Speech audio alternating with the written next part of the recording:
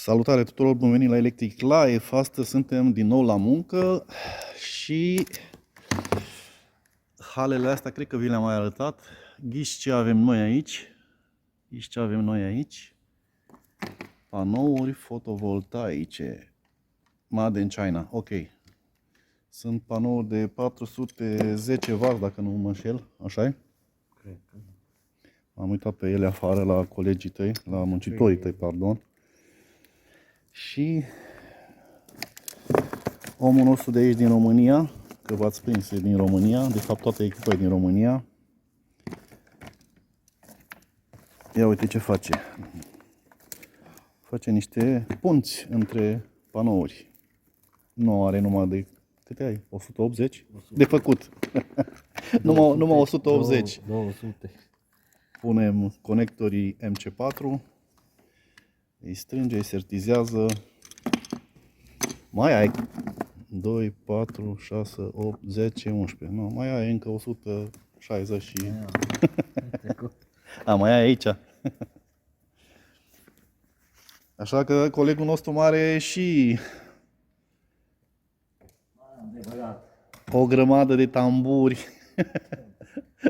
Ăia roșii, sunt ăștia, 2 paleți întregi și ăștia să ia negri, mai mari un pic, rolele. Și astea sunt o parte din panouri, pentru că aici, pe clădirea asta, câte tiruri au intrat? 4 tiruri? 5 tiruri. Și ghiși ce avem noi deasupra? Avem 1,8 MW. Aha, ați auzit bine. O să mergem și sus să filmăm. Domnul nu vrea să fie filmat. Colegii lui muncitorii o că vor să fie filmați. O că să-și facă freza cu ăla cu ochelarii. Ok. Mamă, deci mai ai la cablu de... Da, nu o să fie trase stringile pe acoperire. Pentru toate stringurile și toate. Deci astea sunt cabluri de 10, nu de 6. Bineînțeles că după plan. Din cauza la distanță. Da, bineînțeles că distanța face ca să fie cablurile mai groase. Deci unde o să fie montat invertorii, e o distanță mai mare. Și din cauza A, de-aia. Bun, deși oricum distanța pe clădire e destul de mare între panouri dintr-un capăt în celălalt. Acum lucrul Avem foarte multe stringuri. la o hală de 700 de kW. Acum domnul zice că lucră la o hală de 700 de kW, ați auzit? O să mă duc să vă arăt și hala, pentru că sunt mai multe hale pe care le-au făcut dânsii. Foarte faină treaba, nu m-am așteptat să dau de român chiar aici unde lucrez eu. Să facă, bine, români sunt, dar nu să facă panouri fotovoltaice atât de mari, atât de vaste ca suprafață. O să mă duc sus să filmez, să vă arăt. Ok. Unde e intrarea? Să urci sus? Da. Aici nu pot să urci sus. Ok, o să mă duc pe clădirile alea alte. Pe clădirea aia altă și pot să filmez de acolo, se vede. Ok. Bun, am ieșit și afară și astea sunt panourile care sunt de fapt aici afară. Încă foarte multe panouri. Avem și pe băieții de la Brașov. Din Brașov ați spus că sunteți, nu? Da. Aranjează panourile pentru că vor trebui duse sus pe clădirea asta. Și o să vă arăt imediat celelalte clădiri care au făcut băieții. Foarte multe panouri. Foarte multe. Megawatts. Și acolo. Și voi doar le montați, așa-i? Da. Electricianul e tot român sau Da. tot român? Băiatul din ală. A, el le montează. Șef. Ok. Bun, o să mergem sus să vedem ce ați făcut. Planul, tot. Super. Bun, și aici suntem sus pe clădire și avem partea de invertoare.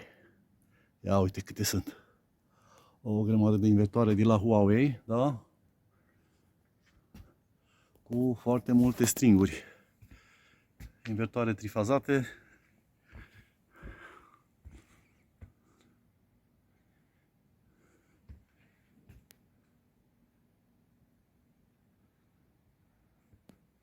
Super fain. Au avut băieții ceva de lucru, nu glumă. Avem și șgheaburile metalice prin care merg cablurile. Da? Și alimentările de la fiecare ce pleacă spre grid. Super tare.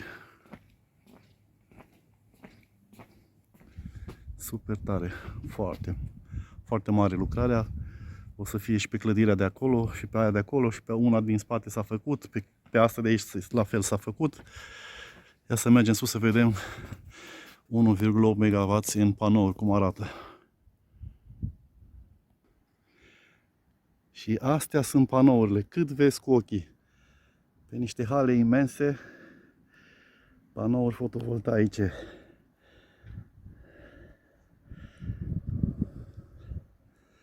Super tare băieții din Brașov.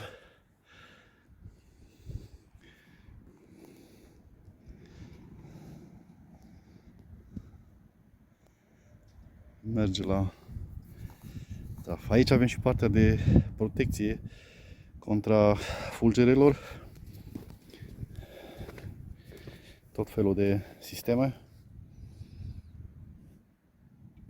Cu bări. Da? Cu firul ăsta întins pe deasupra.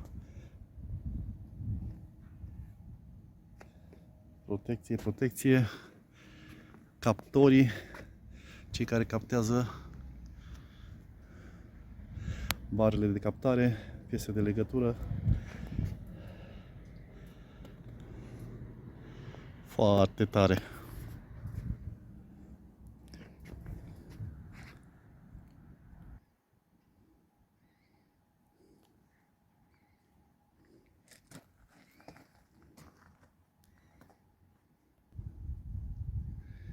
Și bineînțeles avem și încă 4 bucăți aici.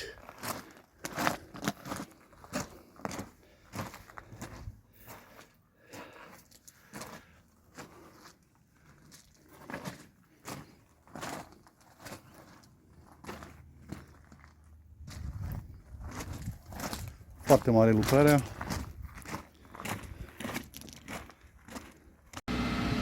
Bun, și ne-am întors și a doua zi. A doua zi când a venit macaraua până în ceruri. Unde duce aia? La Dumnezeu? Sau? Da. Sus? Sus la îngeră? Doamne, cât e de înaltă. Cred că e până la etajul 10. Da, mai înaltă. Băieții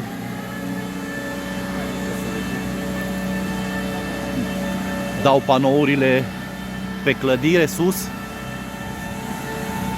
Acolo sunt o grămadă de paleți și ăștia vin dați sus și ăștia mai mici, făcute pachete mai mici pentru greutate, da? Și balans. Vă apucați astăzi de montat ceva? Nu, că astăzi nu m-a ridicat și nu. Aveți mult, așa-i? Da, mai avem.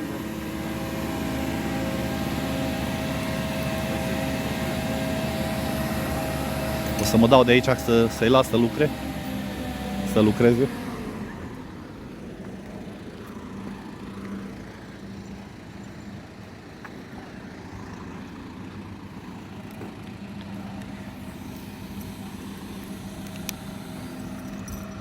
Și o să mă duc după aceea sus să vedem ce au făcut până acum. Mai am înțeles în partea acolo o parte din scheletul pe care o să vină montate panourile.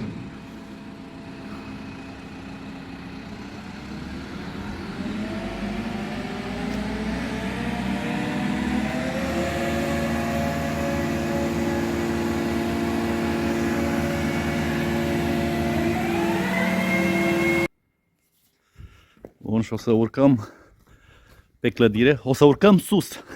Că am vrut să urcăm jos, dar n-am putut. pleonazm. Pe acolo pe scara exterioară, care se mișcă foarte frumos. Aici avem sistemele de protecție împotriva fulgerelor. Și o să vă arăt o parte, că o să fac și un video despre asta mai încolo.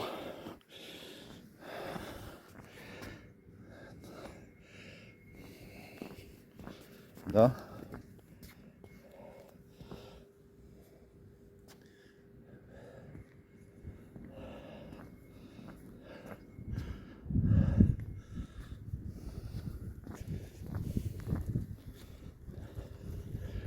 Peste tot, la fiecare luminator, la hornuri, calculat în așa fel față de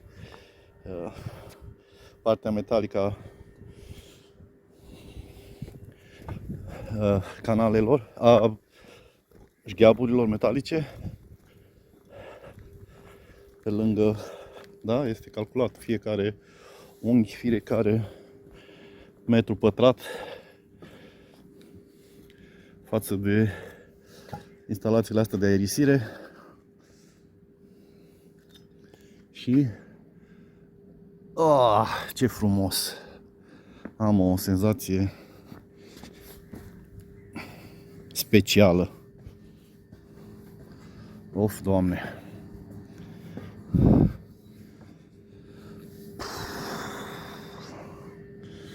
Și să vedem.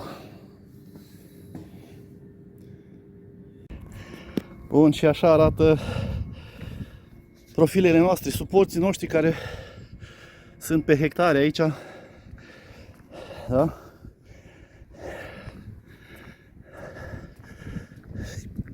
Panourile montate peste tot.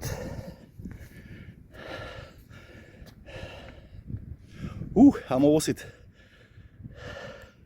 Acolo, în depărtare, e Macaraua. Foarte mult. Aici avem 1,2 kW din ce am înțeles.